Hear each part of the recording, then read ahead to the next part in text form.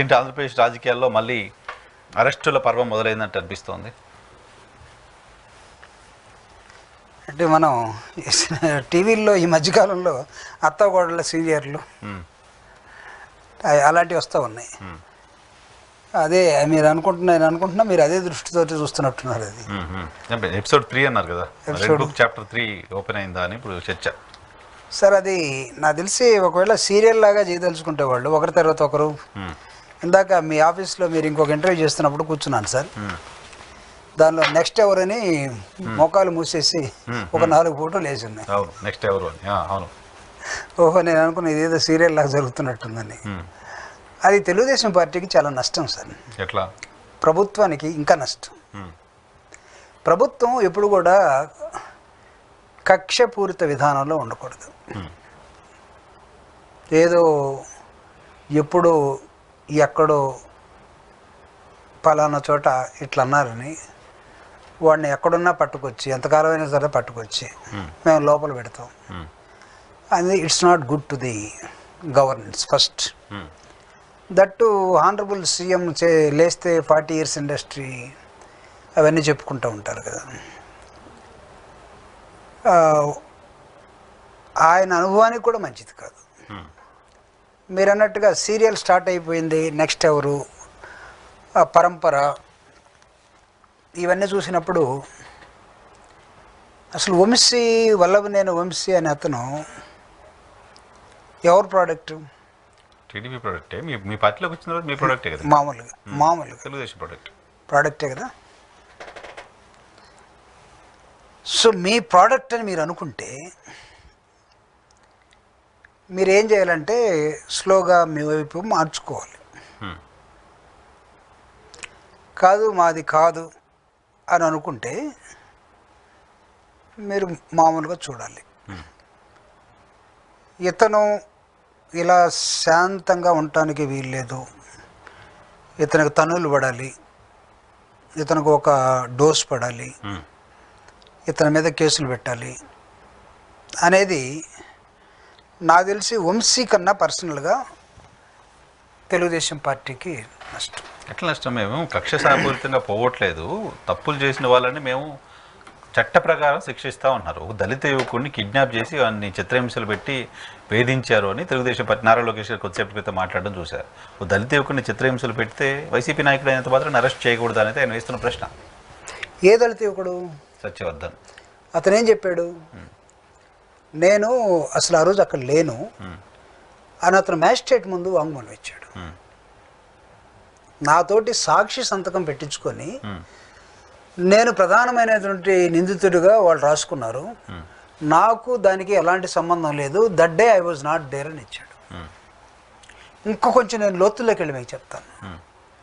అతను పార్టీ ఆఫీసులో ఉండేటువంటి తెలుగుదేశం పార్టీ ఆఫీసులో ఉండేటువంటి ఒక కంప్యూటర్ ఆపరేటర్. యాక్చువల్గా నేను ఎంక్వైరీ చేశాను ఎవడి కుర్రోడు అంటే, ఆ కుర్రోడు తెలుగుదేశం పార్టీ ఆఫీస్ ఉన్నప్పటి నుంచి పనిచేస్తున్నాడు. ఎవరు తీసుకొచ్చి పెట్టారంటే అతనేమైనా వంశీ తీసుకొచ్చి పెట్టినోడు కూడా కాదట, ఇప్పుడున్న వెంకట్రావు గారు తీసుకొచ్చి పెట్టిన కుర్రోడట. వెంకట్రావు గారు కుర్రోడైతే ఖచ్చితంగా ఏం చెప్పాలంటే ఆయన ఎమ్మెల్యే కాబట్టి, వంశీ వాళ్ళిద్దరు గొడవ ఉంది కాబట్టి వంశీ మీద ఖచ్చితంగా చెప్పాలి, సార్ వీళ్ళ మనుషులు నన్ను కొట్టారని. అతను చెప్పలే, అసలు దేనికి నన్ను ఎవరు తిట్టలేదు, నేను అట్రాసిటీ కేసు పెట్టలేదు అని వాంగ్మూలం ఇచ్చున్నారు. కుటుంబ సభ్యులు పోలీస్ స్టేషన్లో తర్వాత వీళ్ళు ఏం చేశారంటే అది అయిపోయిన తర్వాత వాళ్ళు కుటుంబం దగ్గరికి వెళ్ళి వాళ్ళ అమ్మో నాన్న బ్రదర్స్ తీసుకెళ్ళి బలవంతంగా మీ వాడు ఈ విధంగా చెప్పి వెళ్ళిపోయాడు, మీరు వచ్చేసి మళ్ళీ దాన్ని రివర్స్ చేసి చెప్పకపోతే మీకు భయపెట్టారు. ఇదంతా ఎప్పుడు జరిగింది? సుప్రీంకోర్టు నీకు అమరావతి హైకోర్టు అయిపోయిన తర్వాత, జిల్లా కోర్టు అయిపోయిన తర్వాత, హైకోర్టు అయిపోయిన తర్వాత సుప్రీంకోర్టు అతను నా మీద కేసు ఉందని బెయిల్కి వెళ్ళిన తర్వాత సుప్రీంకోర్టు మీరు ముందు లోకల్ కోర్టుకి వెళ్ళండి, ఆడ తేల్చుకోనండి అంటే the case is in process and observation of the supreme court. Supreme court ఏం చెప్పింది? మీరు లోకల్ కోర్టుకి వెళ్ళండి అనింది.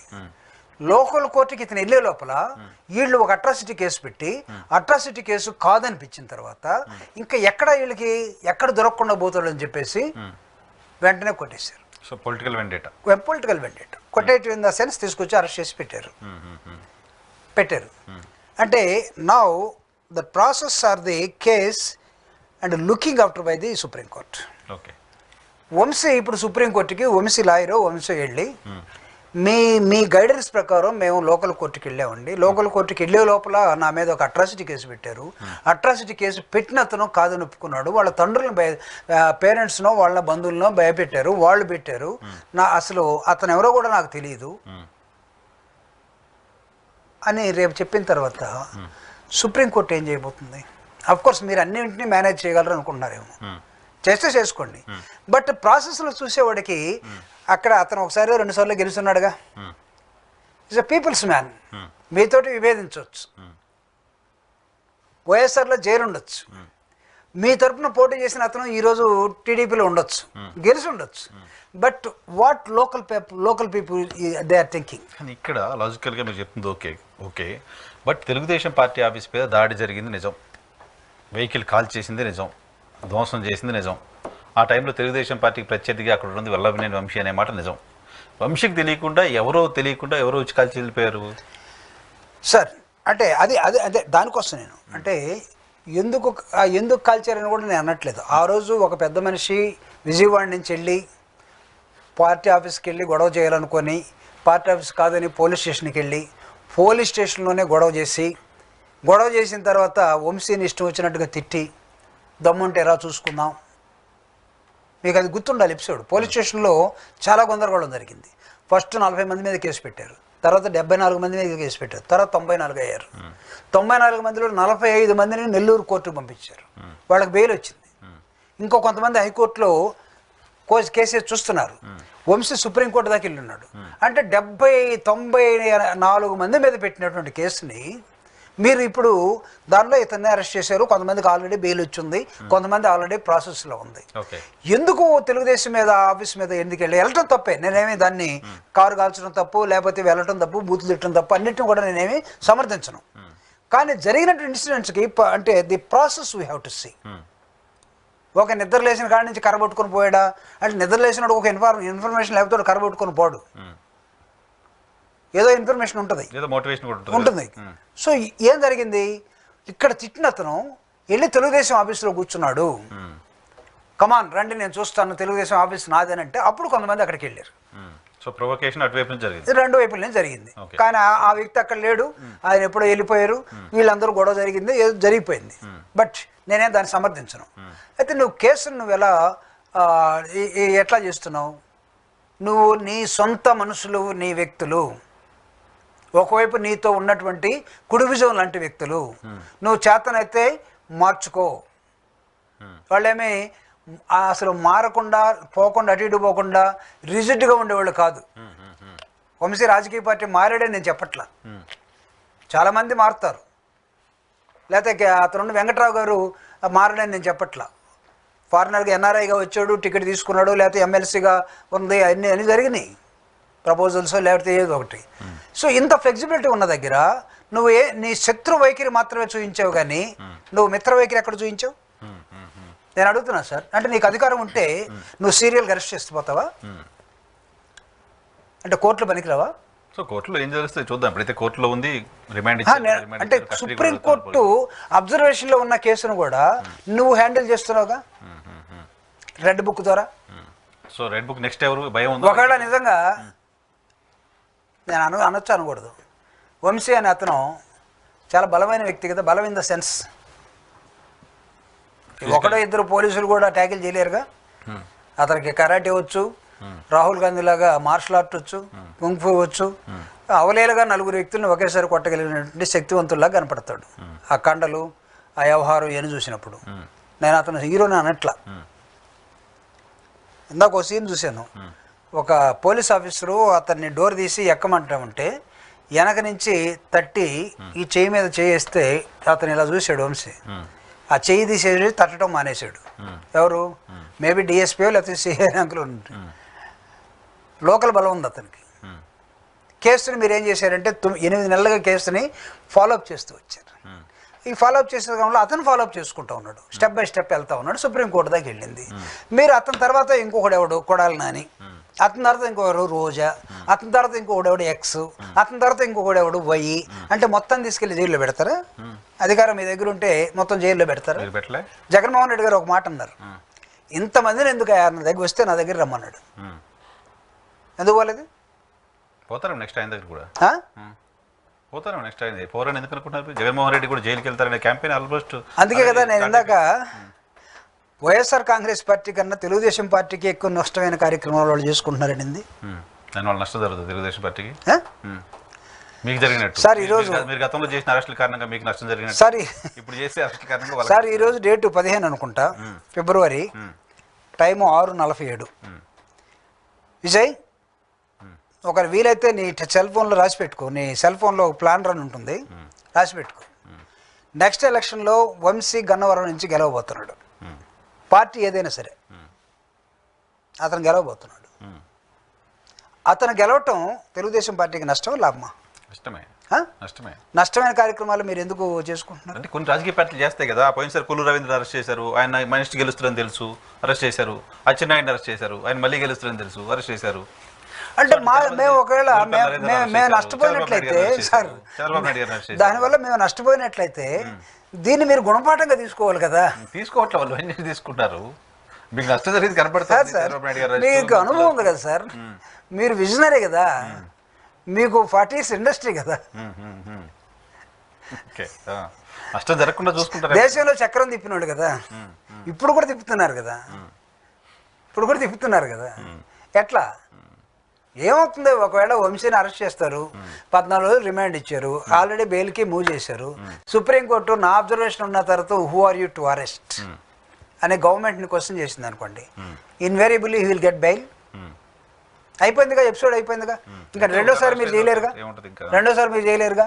ఇప్పుడు దాకా అటు ఇటు తిరుగుతున్న వంశీ రేపటి నుంచి వచ్చేసి నియోజకవర్గంలో కూర్చుంటాడుగా. అమ్మఒడి కార్యక్రమం ఏమైంది, అమ్మఒడి 15,000, 20,000, 30,000 ఏమైందా ఆయన రోజు ప్రెస్ మీట్ పెడతాడుగా. సో వైసీపీ నాయకుల్ని టీడీపీ ప్రభుత్వమే యాక్టివేట్ చేస్తోంది అంతేనా? యాజ్ ఫర్ యూ, వాళ్ళు మళ్ళీ జనాల్లోకి వచ్చి వాళ్ళు మళ్ళీ ఫైట్ చేసే పరిస్థితి తెస్తుంది. కామన్ సెన్స్ కదా సార్, కామన్. ఇప్పుడు దాకా వంశీ కనబడకుండా బెయిల్ కోసమో దానికోసం తిరుగుతున్నాడు. పొరపాటున ఆ రోజు సిటీలో హైదరాబాద్లో ఉన్న వ్యక్తి వాళ్ళ ఇంట్లో లేకుండా ఎక్కడో కాఫీ తాగడానికి ఫ్రెండ్స్ తోటి బయటకు వెళ్ళాడు అనుకోండి, బయట నుంచి ఎత్తుకుపోయేవాళ్ళు. అది వంశీకి నామేషం. ఏది కృష్ణ పార్క్లో తీసుకొచ్చాము. ఏం పార్క్ అది? మనం అక్కడ తిరిగేది కేబీఆర్ పార్క్లో పట్టుకొచ్చాము అని అనకుండా ఇంట్లోనే పట్టుకున్నాము అని అంటే కొద్దిగా గౌరవంగా ఉంది. ఇంట్లోనే ఏడా పారిపోలేదు. రేపు వచ్చేసి పారిపోయి అటు ఇటు తిరుగుతున్న వ్యక్తి రేపు వచ్చేసి నడుబొట్టును కూర్చుంటాడు గన్నవరంలో. రోజు మీరు ఎయిర్పోర్ట్కి పోవాలిగా. ఏం చేస్తారు సార్ పోవాలంటే? రోజు ఎయిర్పోర్ట్కి పోయి రావాలి కదా సార్. పోతారు వస్తారు అంటే నేనేమనట్లా, పోయి రావాలి కదా. ప్రజా సమస్యలు బోల్డ్ ఉంటాయిగా. దళిత యువకుడిని కొట్టినందుకు, దళిత యువకుని బెదిరించినందుకు మేము అరెస్ట్ చేసాం తప్ప వేరేది కాదని లోకేష్ గారు కొద్దిసేపు సార్. నేను అదే యువకుడు, మనం చెప్పుకోవటం కాదు సార్. నేను కూడా దళితుడినే, అతను దళితుడే. నేనేమి అతన్ని వ్యతిరేకించట్లా. అదే అబ్బాయి, అదే సత్యవర్ధన్, అతను అసత్యవర్ధన్ ఇంకా కాల. అదే సత్యవర్ధన్ మ్యాజిస్ట్రేట్ ముందు రికార్డ్ అయిపోయింది మొత్తం. సీసీ కెమెరాలు ఉన్నాయి. కన్ఫెషన్ ఇచ్చేసాడు. ఇచ్చిన తర్వాత నువ్వు మళ్ళీ వాళ్ళ తల్లిదండ్రులు ఎలా ప్రొవోకేట్ చేస్తావు? వాళ్ళు కాదు కదా ఆ రోజు ఉంది అక్కడ. అది ఇప్పుడు అబ్బాయి ఏమైపోయాడు, బయటకు వచ్చి మాట్లాడలేదు కదా సత్యవర్ధన్ ఇప్పటి వరకు. ఎక్కడ మళ్ళీ ఇది జరిగిన తర్వాత నాకు తెలిసి ఎక్కడ సీల్లో కనపట్ల, భయపడి పారిపోయాడంట వైజాగ్. ఎక్కడికి వైజాగ్ అంటే మళ్ళీ ఆడ పోతారేమో. నేను ఎవరికన్నా నాకు ఎవరో చెప్తే మళ్ళీ ఆడ పోయి ఎతికి మళ్ళీ దొరకలేదని రాబాకండి. ఎందుకంటే ఇందాక మీ టీవీలోనే ఆఫీసులో కనబడతా ఉంది, వంశీ ఇంట్లో సెల్ ఫోన్ ఉన్నట్టుగా సిగ్నల్స్ వస్తూ ఉన్నాయి. 2 గంటల పాటు ఎతికినటువంటి పడమట పోలీసులు వాళ్ళకి ఏం దొరకలేదు. సిగ్నల్ ఇక్కడే చూపిస్తుంది, వాళ్ళు దొరకలేదంట. సెల్ ఫోన్ కనిపెట్టింది మనమే కదా సార్. సెల్ ఫోన్ కనిపెట్టింది మనమే కదా. సిగ్నల్ ఇంకెవరో సిగ్నల్ కనిపెట్టలేదు కదా ఆయన. సిగ్నల్ టాటా వాళ్ళు. సిగ్నల్ ఒక చోట ఎట్టు కనపడుతుంది, ఫోన్ కనపడకుండా ఎట్టుంది? ఏంటి జగన్మోహన్ రెడ్డి గారు అరెస్ట్ భయం ఉందా ఏమన్నా? జగన్మోహన్ రెడ్డి గారిని అరెస్ట్ చేసి చూడమనండి సార్. ఆయనకే భయం లేదు. ఆయన తన పార్టీ మనుషుల పక్షాన, తన క్యాడర్ పక్షాన ఆయన ఒక ఛాలెంజ్ చేశాడు. చేస్తే నన్ను చేయండి, నేను మాట్లాడుతాను ఇక్కడ అనేకమైన అంశాల మీద. వారానికి ఒక ప్రెస్ స్టేట్మెంటు ఎలాబొరేట్గా చెప్తా ఉన్నాడు ఆయన. అంటే అప్పటి పరిపాలన, ఇప్పటి పరిపాలన, మేమేం చేసాం, వాళ్ళేం చేశారు, ఇప్పుడు ప్రజలు ఏమనుకుంటున్నారు. నిన్నగా మొన్నే కదా సార్ సంక్రాంతి. బట్టలు కొనుక్కుందామని ఒక షాప్కి వెళ్తే బట్టలు అతను మీరు చూపుడు గారు కదా అని అడిగాడు. మా ఫ్రెండ్ ఒక అతను అడిగాడులే, ఒరే నువ్వు నిన్ను ఎక్కడ తీసుకుపోయినా ఎవడో ఒకడు గుర్తుపడతాడురా, దొంగతనానికి పోయినా వాడు కూడా గుర్తుపడతాడు ఇటు చూపుడని. అట్లా అది అడిగాడు.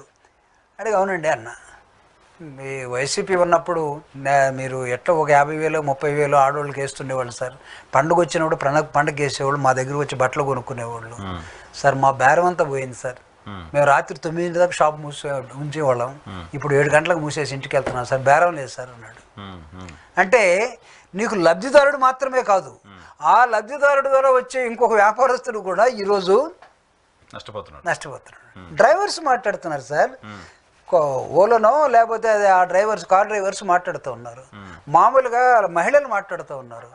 మనం లేనిపోయిన ఆశలు కల్పించాం కదా, బస్సు మొత్తం ఫ్రీ,